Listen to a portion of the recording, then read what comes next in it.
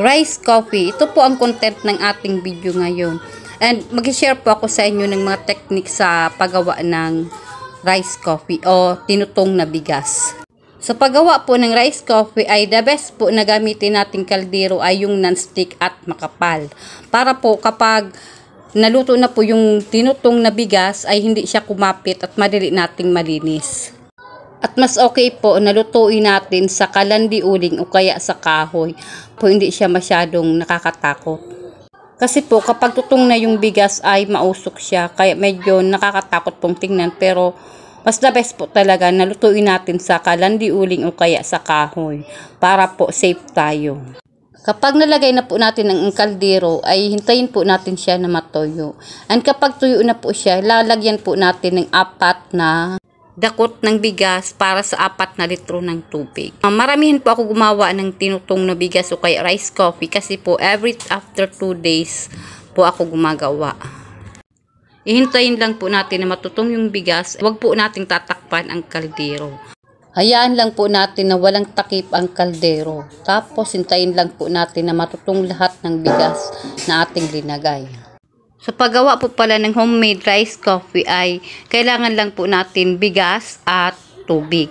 At kapag gusto na po nating inumin ng ating rice coffee ay pwede po natin lagyan ng konting asukal o kaya kung kaya nyo po yung pait, bahala po kayo. Pero po ako naglalagay po ako ng konting asukal para po masarap siya.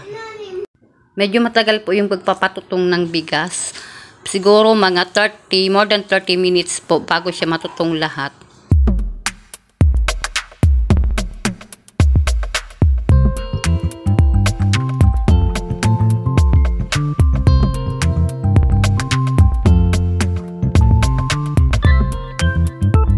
Kapag ganito na po ang tsura ng bigas, pwede po natin siyang haluin para po maging pantay-pantay po silang matutong lahat. Tapos pwede po natin siyang durug-durugin para hindi po siya mamuo.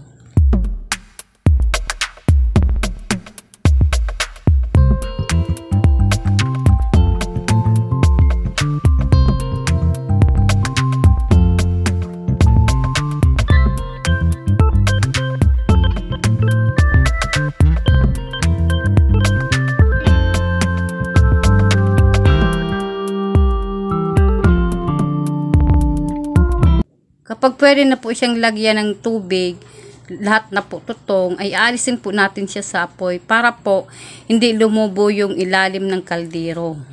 Saka na po natin ibubuhos yung 4 na litrong tubig.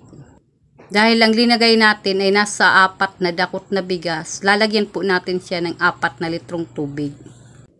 Tapos saka natin ibabalik sa apoy. Hihintayin po natin na kumulo.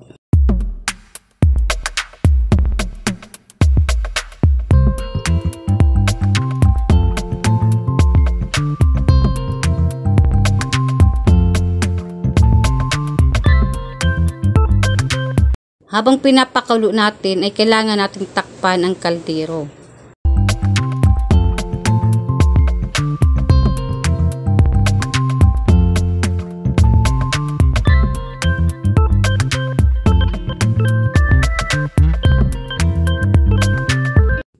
Kapag kumulo na po, pwede na po natin alisin sa apoy. Tapos ilalagay po natin siya sa termos para hindi agad lumamig. Kapag ilalagay na po natin siya sa termos, ay kailangan po natin gumamit ng salaan. Kailangan po nating salain ang rice coffee para po ma-enjoy natin yung sarap ng kape, wala pong mga buo-buo.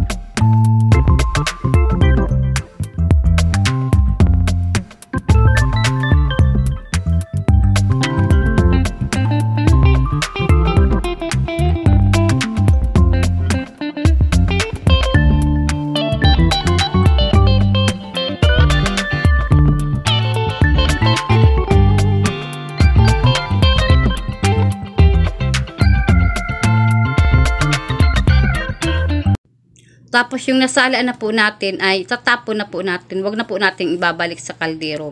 Tapos yung natira po, pwede pa po kinabukasan, iinitin lang po natin. Ganon din po ang proseso kapag kumulo na po, ilalagay natin sa termo, sasalain ulit po natin. Ganyan lang po gumawa ng homemade rice coffee. Napakasarap po, napakadali po. Tapos yung mga techniques po, yung makapal na kaldero, yung non-stick, tapos kailangan hanguin bago lalagyan ng tubig para po hindi lumobo yung ilalim ng kaldero. Ayan na po, pwede na po nating inumin. Pwede po nating lagyan ng asukal, kunting asukal, para po umalis yung pait. O kaya, pwede naman po kung ayaw yung may asukal, basta kaya yung pait, pwede rin po, bahala po kayo. Salamat po sa panonood. Sana po nagustuhan yung aking ginawang tutorial ngayon. Thank you po, salamat. And don't forget to subscribe po sa aking channel. Thank you po, bye-bye.